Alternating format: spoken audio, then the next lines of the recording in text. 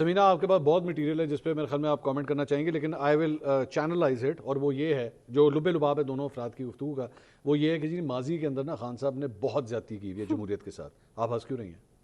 आप हंस क्यों रही हैं? मैं इसलिए मेरा सवाल तो पूरा होने दे। अच्छा। तो जिसकी वजह से आज ये जो कुछ हो रहा है, खान साहब के साथ भी जो कुछ हो रहा है, आपकी माजी की हरकतें जो आपके सामने आ रही हैं। देखिए मंसूर, मेरी बात सुने। जो इन लोगों ने जो मंजर कशी की है मिलके, उससे तो ऐसे लग रहा है कि हमारे मुल्क में दूध और शहद की नहरें बहती थी। जमहूरियत ऐसी मिसाली थी कि बाहर के जो दुनिया के जमहूरी बड़ी बड़ी जमहूरी हुकूमतें हैं वो पाकिस्तान को फॉलो कर रही थी कि भाई क्या आइडियल जमहूरियत है पाकिस्तान में। पता नहीं क्या बातें हम कर रहे हैं और किस तरह की हम लोग यकतरफा तौर पर तारीख को देखते हैं।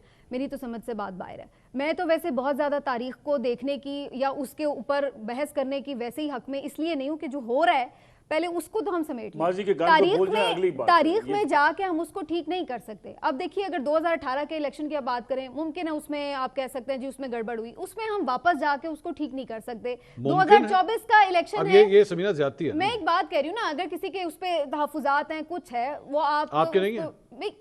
आरटीएस बैठा, वही पुरानी कहानी है ना, छोड़ दें, अब आगे आ जाए। मैं सिर्फ क्या बात कर रही हूँ, मैं ये बात कर रही हूँ कि जो हो सकता है बेहतर, उसको तो बेहतर कर लें।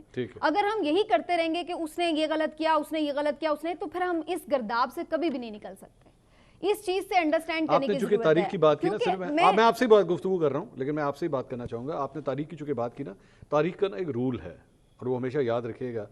तारीख जो होती है वो ताकतवर के कलम से लिखी जाती है, कमजोर के कलम से कभी नहीं लिखी जाती, और वो उसी की साइड से लिखी जाती है कि वो क्या लिख रहा है तारीख के बारे में। खान साहब के हाथ में जब तक तारीख का कलम था, खान साहब ने अपनी मर्जी से चीजों को डिक्टेट किया। आज कलम किसी और के हाथ में है, तो खान साहब से लिखा नहीं जा रहा है ना।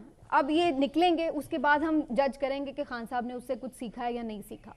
लेकिन जिन लोगों ने हमेशा एस्टेब्लिशमेंट से मारें खाई, जिन्होंने बार बार उनसे धोखे खाए, उसके बाद फिर उन्हीं के कंधों पे सवार होके आए, वो तो आज तक कुछ नहीं सीखे। आप अभी बात कर रहे थे कि जी इन्होंने मिसाके जमहूरियत कर लिया। मिसाके जमहूरियत के बाद क्या हमने नहीं देखा कि मेमो गेट स्कैंडल हुआ? क्या हमने नहीं देखा कि काला कोट पहनकर कौन सुप्रीम कोर्ट गया था? क्या हमने नहीं देखा कि खुद पीपल्स पार्टी भी किस तरह से वो उसमें नून की हुकूमत गिराने के लिए बलूचिस्तान में एक्टिव हुई, सारा कुछ हुआ? तो कौन सा मिसाके जमहूरियत? और फिर जब आपने मिसाके जमहूरियत किया था, कंप्लीट करने देना, वहीं पे सारे वादे टूट गए थे। मैं वही बात कह रही हूँ ना, उस वक्त तो इमरान खान नहीं आया था ना, ये तो पहले की बात है। दूसरी जो मैं आपको बात कह रही हूँ, मेमो गेट का इमरान खान उस वक्त इक़्तिदार में आ चुके थे, वो तो नहीं आए हुए थे। उसके बाद आप दोनों बड़ी सीरियस जमातें थी, इतनी तजर्बाकार थी। जब 2022 की आपकी अदम एतमाद की तहरीक आई, अब तो ये ओपन फैक्ट है कि ये एस्टेब्लिशमेंट के कहने पर आई, बाजवा साहब उसके पीछे, तब तो वो खुद सारे मुंह से बता रहे हैं कि 2019 से ही मामला शुरू हो गए हुए थे।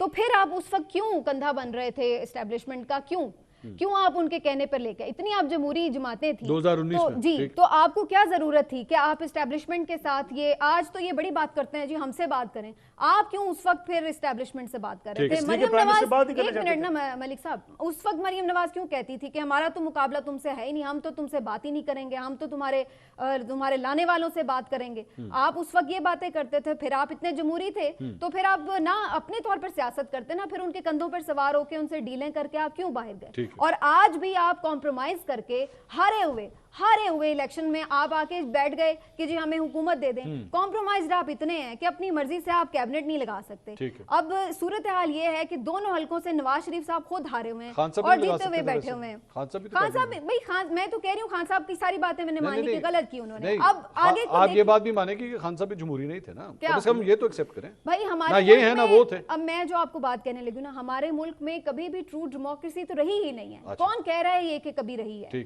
कभी भी नहीं रही। अब आने लगी जो नहीं, अभी भी नहीं आने लगी। अच्छा। ये तब आने लगेगी। अभी हम बात करते हैं ना कि जी क्यों एहतजाज कर लिया और ये जो है बहुत बड़ा कोई गुनाह कबीरा कर लिया, ये हो गया वो हो गया। मैं तो समझती हूँ सारी सियासी जमातों को एहतजाज करना चाहिए और मिलके करना चाहिए। ये हकीकी आजादी के लिए, वहीं जहां से उन्हें जमहूरियत को नहीं पनपने दिया जाता, वहीं करना चाहिए। इसमें नून को इस वक्त सबसे ज्यादा करना चाहिए। क्योंकि ये सबसे ज्यादा इस वक्त कॉम्प्रोमाइज है, जो हुकूमत में है लेकिन फैसले नहीं कर जमहूरियत में भी ब्रेक आती है इस वक्त पीएमएलएन जमहूरियत में ब्रेक। मुजम्मिल साहब, समीना साहबा ने जो केस बिल्ड किया है वो ये है कि भाई इतने जमहूरी नहीं है आप भी मेमो गेट के अंदर जा चुके हैं, काला कोट पहन चुके हैं, रातों को बैठ के ढीले करते थे। 2019 में इन्हीं इस्टेब्लिशमेंट के साथ आप लोग मुज़ाकरात के अंदर थे कि हमने हुकूमत किस तरह लेनी है, हमें जमहूरियत के लेसन मत दें आप। देखिए, पहली बात तो ये है कि पहली दलील इन्होंने ये दी कि 2018 की धांधली की तहकीकात से क्या हो जाएगा, ठीक है ये तो फिर उन्होंने कहा हाँ। तो फिर 2024 की तहकीकात से क्या हो जाएगा। हाँ, ये भी ठीक। वो तो correct बल हो आप सकता मेरी है ना। बात समझिए ना, हाँ। फिर देख लेंगे 2029 के लिए इस्लाहात कर लेते हैं।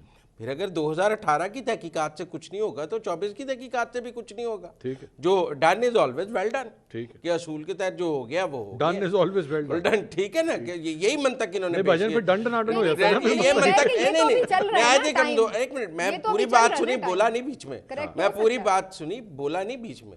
दलील तो यही है ना कि हमने कर लिया था बेहतरीन है, अब इन्होंने कर लिया बेहतरीन है, ठीक है। अगली बारी देख लांगे, जिदे को होएगी चेक कर लेंगे, फिर तो कोई एहतसाब ना हुआ कि हमारा ना करो अगले का कर लो।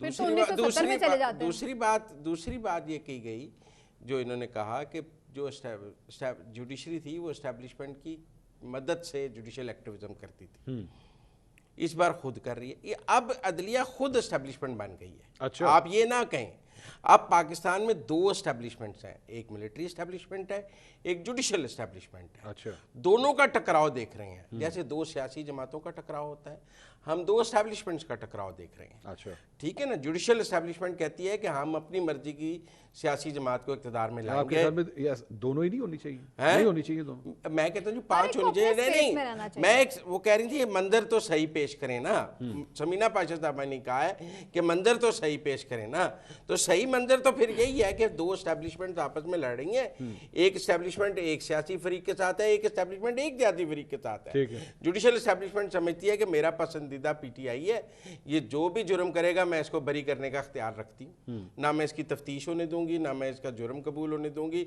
जो मर्जी केस हो जाए मैं बरी कर दूँ।